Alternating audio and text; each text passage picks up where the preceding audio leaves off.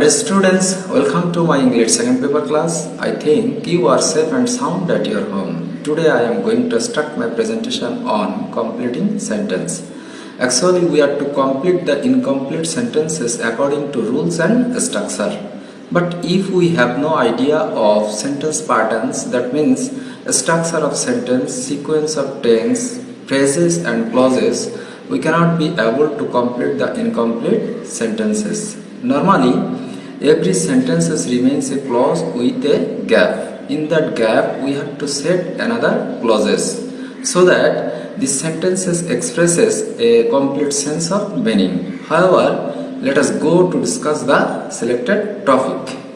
Completing সেন্টেন্সে তোমরা জানো এক পাশ দেওয়া থাকে, অন্য পাশ তোমাদেরকে পূরণ করতে হয়, অর্থাৎ একটি ক্লজ দেওয়া থাকে আরেকটি ক্লজ পূরণ করতে হয়। তাহলে এখানে লক্ষ্য করো number 1, if it rains, comma dash. If ক্লজটি প্রেজেন্ট ইনডিফিনাইট টেন্সে আছে বলে অপার ক্লজটি ফিউচার ইনডিফিনাইট টেন্সে গঠন করা হয়েছে। এটা একটা ফার্স্ট কন্ডিশনাল। ফার্স্ট কন্ডিশন তোমরা জানো conditional are of three kind, such as first conditional, second conditional and third conditional. তাহলে ফার্স্ট কন্ডিশনাল কি? ইফ ক্লজটি যদি প্রেজেন্ট ইনডিফিনাইট টেন্স হয় তাহলে অপর ক্লজটি সাবজেক্টের পরে শ্যাল অথবা উইল বসে, তারপরে ভি অন হয়। তাহলে যদি বর্ষা হয় তাহলে আমি বাইরে যাব না। এবার তোমরা লক্ষ্য করো number 2, if I were a bird, যদি আমি একটা পাখি হতাম, কমা ড্যাশ। অর্থগতভাবে আমরা বসাতে পারি I would fly in the sky, আমি আকাশে উড়িতাম। তাহলে এখানে লক্ষ্য করো যে ইফ ক্লজটি যদি পাস্ট ইনডিফিনাইট টেন্স হয় তাহলে অপর ক্লজটি হবে পাস্ট কন্ডিশনাল, অর্থাৎ উড অবলিক কুডের পরে ভি অন হবে। এইটা হলো সেকেন্ড কন্ডিশনাল। তাহলে এটা একটা আনরিয়েল কন্ডিশনাল, যার কারণে আমরা এখানে দ্বিতীয় গ্যাপে I would fly in the sky বসাতে পারি। এবার তোমরা লক্ষ্য করো number 3, if you had come, যদি তুমি আসতে, আই উড হ্যাভ গন, তাহলে আমি যেতাম। এটা থার্ড কন্ডিশনাল। ইফ ক্লজটি যদি পাস্ট পারফেক্ট হয় তাহলে অপর ক্লজটি পাস্ট পারফেক্ট কন্ডিশনাল হয়। পাস্ট পারফেক্ট কন্ডিশনাল বলতে আমরা বুঝি would have oblique could have plus V3। এবার তোমরা লক্ষ্য করো নাম্বার 4, রিড অ্যাটেন্টিভলি, মনোযোগ সহকারে পড়ো। ইফ ড্যাশ, যদি তুমি, if you want to cut a good figure in the exam, যদি তুমি পরীক্ষায় ভালো ফলাফল করতে চাও। এখানে লক্ষ্য করো এ পাশেও প্রেজেন্ট, এ পাশেও প্রেজেন্ট, এটাকে বলা হয় জিরো কন্ডিশনাল। এরকম জিরো কন্ডিশনাল অর্থগতভাবে ম্যাচিং করার ক্ষেত্রে আমরা জিরো কন্ডিশনাল দিয়েও অর্থটি কমপ্লিট করতে পারি।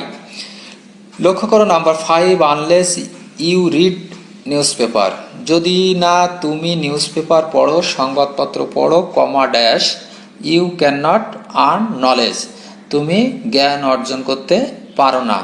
এটা আনলেস ইফ নটের কাজ করে, এটাও ফার্স্ট কন্ডিশনাল হিসাবে আমরা বসাতে পারি। এটা প্রেজেন্ট ইনডিফিনাইট টেন্সে আছে বলে এখানে আমরা ক্যান নট অথবা উইল নট যে কোনো একটা অক্সিলারি ভার্ব বসিয়ে আমরা সেন্টেন্সটা কমপ্লিট করতে পারি। এবার তোমরা লক্ষ্য করো নাম্বার 6, প্রথমে ড্যাশ আছে, তারপরে প্রোভাইডিং দ্যাট ইট রেইনস। তোমরা জানো provide, providing that, provided that, এগুলো ইফের ন্যায় কাজ করে এবং এটাও কন্ডিশনাল সেন্টেন্সের ন্যায় কাজ করে। তাই এটা যদি ইফ হয় তাহলে এটা ফার্স্ট কন্ডিশনাল হিসাবে আছে। যদি বর্ষা হয়, he will carry an umbrella, তাহলে সে ছাতা বহন করবে। এটা ফার্স্ট কন্ডিশনাল বলে আমরা সাবজেক্টে পরে শ্যাল অথবা উইল বসাতে পারি এবং অর্থগত ব্যালেন্স রক্ষা করার জন্য আমরা এখানে ক্যারি ভার্ব এনেছি এবং তারপরে একটা অবজেক্ট অ্যান আমব্রেলা দিয়েছি। তারপরে লক্ষ্য করুন number 7, he can prosper in life, এটা ড্যাশে আছে বাই ওয়ার্কিং হার্ড।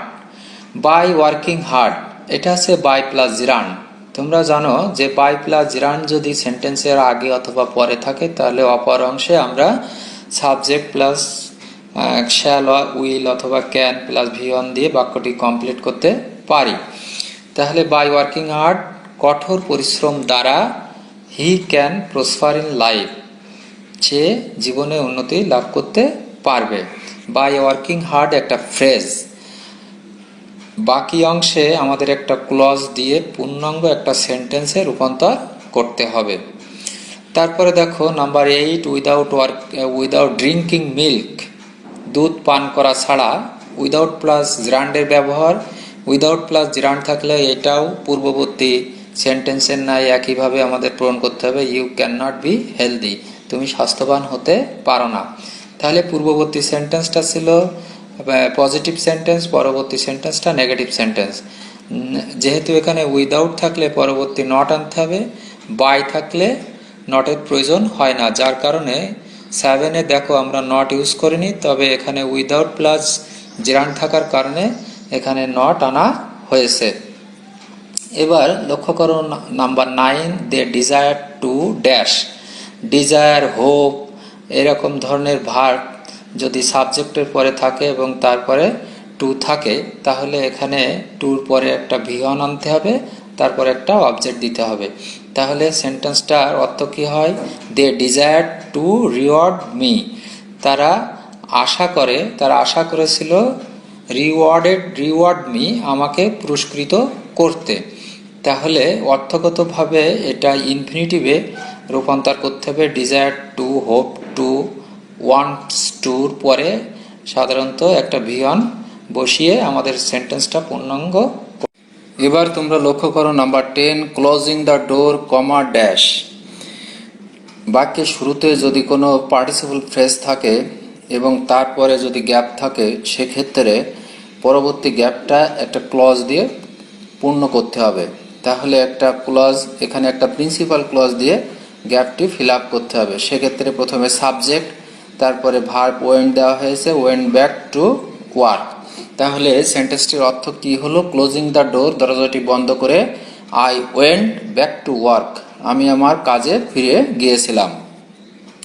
এবার লক্ষ্য করো number 11, no sooner had we reached the station than dash.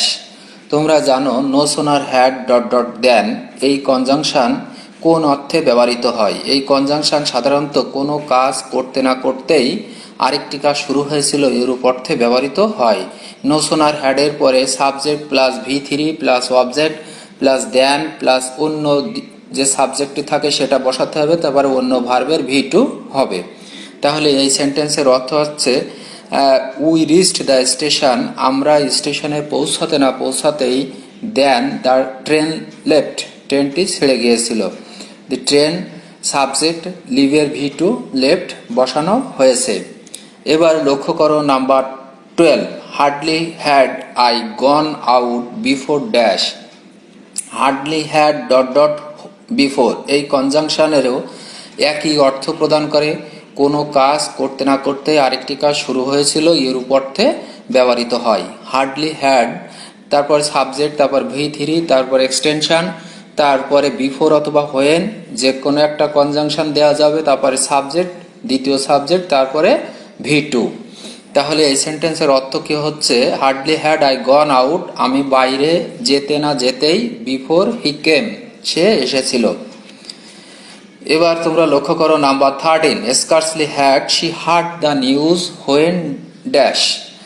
এখানে পূর্বের দুইটি সেন্টেন্সের ন্যায় scarcely had dot dot when এই কনজাংশন দ্বারা একই অর্থ প্রকাশ করে। সেটা হলো কোনো কাজ করতে না করতে আরেকটি কাজ শুরু হয়েছিল এরূপ অর্থেই এই কনজাংশন ব্যবহৃত হয়। স্কার্সলি হ্যাড, তারপরে সাবজেক্ট, তারপর V3, তারপরে অবজেক্ট, তারপরে হোয়েন, তারপরে দ্বিতীয় সাবজেক্ট, তারপরে দ্বিতীয় ভার্বের V2, তারপরে এক্সটেনশন। তাহলে এই সেন্টেন্সের অর্থ কি হচ্ছে? এই সেন্টেন্সের অর্থ হচ্ছে সে সংবাদটি শুনতে না শুনতেই সে কান্না শুরু করেছিল। এবার তোমরা লক্ষ্য করো নাম্বার 14, প্রথমে গ্যাপ, টিল ড্যাশ। টিলের পরে যদি প্রেজেন্ট ইনডিফিনাইট টেন্স থাকে তাহলে অন্য অংশটি আমরা ফিউচার ইনডিফিনাইটে গঠন করতে পারি। সেক্ষেত্রে সাবজেক্ট, পরে শ্যাল অবলিক উইল, তারপরে ভিয়ন। তাহলে আমরা এখানে দিয়েছি আই উইল স্টে হিয়ার, আমরা এখানে অবস্থান করব টিল ইউ রিটার্ন, তুমি আসা পর্যন্ত। এবার লক্ষ্য করো number 15, wait here until dash. Wait here এটা ভি অন দিয়ে বাক্য শুরু হয়েছে, এমনটি যদি থাকে, প্রথমে ভি অন দ্বারা বাক্য শুরু থাকলে টিল এবং আনটিলের পরে যে টেন্সটি ব্যবহার করতে হবে সেটা প্রেজেন্ট ইনডিফিনাইট টেন্সে ব্যবহার করতে হবে। সেক্ষেত্রে সাবজেক্ট, তারপরে ভার্ব কাম ব্যাক বসানো হয়েছে। ওয়েট হেয়ার, এখানে অপেক্ষা করো, আনটিল আই কাম ব্যাক, আমি ফিরে না আসা পর্যন্ত। এবার লক্ষ্য করো number 16, the patient had died before dash. তোমরা জানো পাস্ট পারফেক্ট টেন্সের গঠন প্রণালী হ্যাড প্লাস ভি3, বিফোরের পূর্বের অংশে হ্যাড প্লাস ভি3 বসে এবং বিফোরের পরের অংশে ভি2 করতে হয়, অর্থাৎ পাস্ট ইনডিফিনাইট টেন্সে গঠন করতে হয়। তাহলে দুইটি কাজের ভিতরে যে কাজটি আগে সংগঠিত হয় সেই কাজটি প্রথমে বসাতে হয়। ডাক্তার আসিবার পূর্বে রুগীটি মারা গিয়েছিল, তাহলে রুগীটি মারা গিয়েছিল সেটি আগে বসানো হয়েছে, দি পেশেন্ট হ্যাড ডাইড, তারপরে বিফোর, তারপরে ডাক্তার আসা, ডাক্তার আসা, দি ডক্টর কামের ভি2 করলে কেম। এবার তোমরা লক্ষ্য করো number 17, the patient died after the doctor had come. এটাও পাস্ট পারফেক্ট টেন্সের গঠন। আফটারের পূর্বের অংশ হবে পাস্ট ইনডিফিনাইট এবং আফটারের পরের অংশ হবে পাস্ট পারফেক্ট। সেক্ষেত্রে the patient died after the doctor had come, ডাক্তার আসার পরে রোগীটি মারা গিয়েছিল। এক্ষেত্রে যে কাজটি আগে সংগঠিত হবে সেই কাজটি পরে বসবে এবং যে কাজটি অন্য কাজটি প্রথমে বসাতে হবে। সে নিয়ম অনুযায়ী প্রথমে দি পেশেন্ট ডাইড বসানো হয়েছে, তারপরে আফটার, তারপরে পরের অংশ, আফটারের পরের অংশ পাস্ট পারফেক্ট টেন্সে গঠন করতে হবে। সাবজেক্ট প্লাস হ্যাড প্লাস ভি3 কাম বসানো হয়েছে। এবার তোমরা লক্ষ্য করো number 18, when I was 10, dash. When I was 10 এটা একটা সাবঅর্ডিনেট ক্লজ, কমার পরে অবশ্যই একটা প্রিন্সিপাল ক্লজ বসাতে হবে। সেক্ষেত্রে এখানে সাবজেক্ট আছে আই বসানো হয়েছে।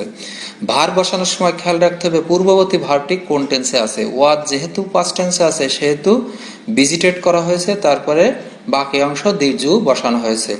তাহলে অর্থ কি হলো, হোয়েন আই ওয়াজ 10, যখন আমার বয়স ছিল 10 বছর, আই ভিজিটেড দ্য জু, আমি চিড়িয়াখানা পরিদর্শন করেছিলাম। এখানে আই ভিজিটেড দ্য জু একটা principal clause, when I was 10 একটা সাবঅর্ডিনেট ক্লজ।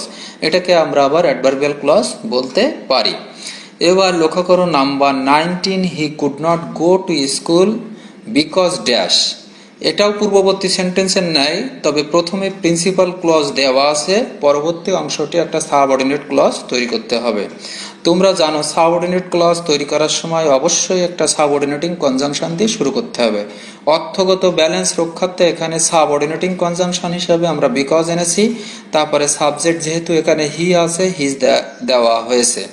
তারপরে ভার্ব দেওয়ার সময় খেয়াল রাখতে হবে পূর্ববর্তী ভার্বটি কোন টেন্সে আছে। যেহেতু কুড পাস্ট টেন্সে আছে সেহেতু ওয়াজ বসানো হয়েছে, তারপরে ইল দেওয়া হয়েছে। তাহলে বিকজ হি ওয়াজ ইল, কারণ সে ছিল অসুস্থ। তাহলে সেন্টেন্সটির অর্থ কি হলো, he could not go to school, সে স্কুলে যেতে পেরেছিল না, বিকজ হি ওয়াজ ইল, কারণ সে ছিল অসুস্থ।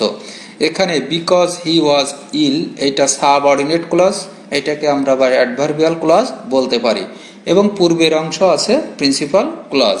সব মিলে এটা একটা কমপ্লেক্স সেন্টেন্স। এবার লক্ষ্য করো number 20, I am glad that dash. Subject plus to be verb plus glad adjective plus that, এমনটি যদি থাকে, অর্থাৎ glad that, sorry that, promised that, এমনটি যদি থাকে, সেক্ষেত্রে দ্যাটের পরবর্তী অংশটি, দ্যাট সহ পরবর্তী অংশটি একটা অ্যাপোজিশন। সেক্ষেত্রে আমাদের একটা সাবজেক্ট দিতে হবে, সাবজেক্ট ইউ দেওয়া হয়েছে। ভার্ব দেওয়ার সময় দেখতে হবে পূর্ববর্তী ভার্বটি কোন টেন্সে আছে। যেহেতু এটা পাস্ট এমটা প্রেজেন্ট টেন্সে আছে সেহেতু আমরা হ্যাভ কাম বসাতে পারি। তারপরে বাকি অংশ টু সি মি, অর্থগত ব্যালেন্স রক্ষার্থে আমরা টু সি মি বসিয়েছি। তাহলে অর্থ কি হলো, আই অ্যাম গ্ল্যাড দ্যাট, আমি আনন্দিত যে, you have come to see me, তুমি আমাকে দেখতে এসেছো। তাহলে দ্যাট থেকে শেষ পর্যন্ত that you have come to see me এটা একটা subordinate clause, I am glad এটা প্রিন্সিপাল ক্লজ, সব মিলাই এটা একটা complex sentence. However, dear students, no more today. I will discuss about the same topic in the next class.